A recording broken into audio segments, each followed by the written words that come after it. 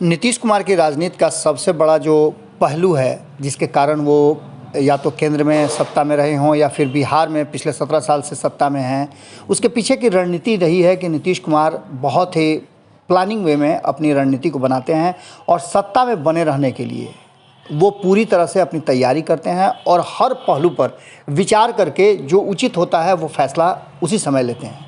आपको याद होगा कि नीतीश कुमार ने जब उन्हें लगा कि वो भारतीय जनता पार्टी के साथ जा रहे हैं और भारतीय जनता पार्टी के कारण उनके बिहार की छवि पर असर पड़ जाएगा, बिहार का वोट बैंक गड़बड़ा जाएगा, तो 2013 में उन्होंने नरेंद्र मोदी का जमकर विरोध किया था।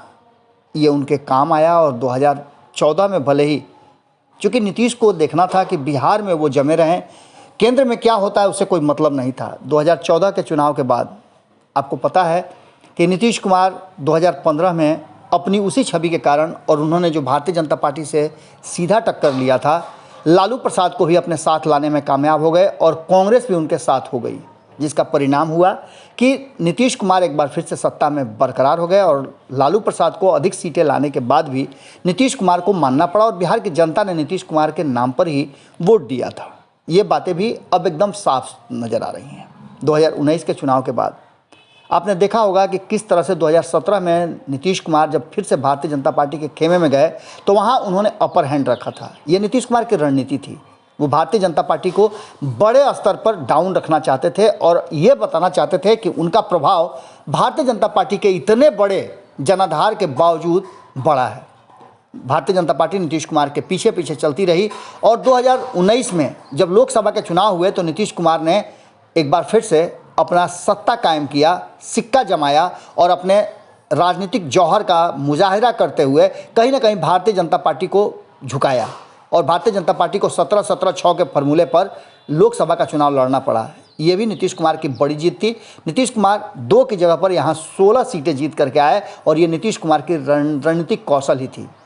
2019 में चुनाव जीतने के बाद नीतीश कुमार ने भारतीय जनता पार्टी के साथ या कहा जाए तो एनडीए सरकार का केंद्र में हिस्सा बनने से इनकार किया था। यह भी रणनीतिक कौशल था और इसका प्रभाव भी पड़ा कि 2020 में भी नीतीश कुमार ने अपने स्तर पर समझौता कराया और अपने अपर हैंड रखा। लेकिन इन सब के बावजूद भारतीय जनता पार्टी अपने जो मकसद था उसमें कामयाब हुई, नीतीश कुमार कमज़ोर हुए।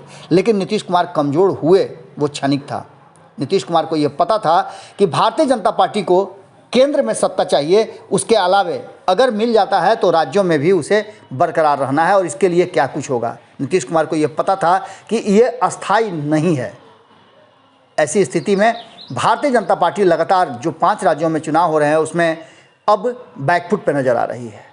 उत्तर प्रदेश में 5 चरण के चुनाव हो गए हैं और जो इनपुट आ रहे हैं वो बता रहे हैं कि कहीं ना कहीं भारतीय जनता पार्टी को सत्ता में वापसी थोड़ा सा कठिन लग रही है।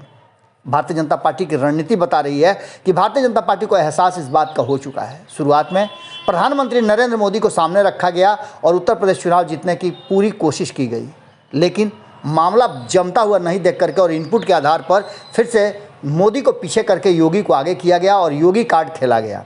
लेकिन ये भी सफल नहीं हुआ।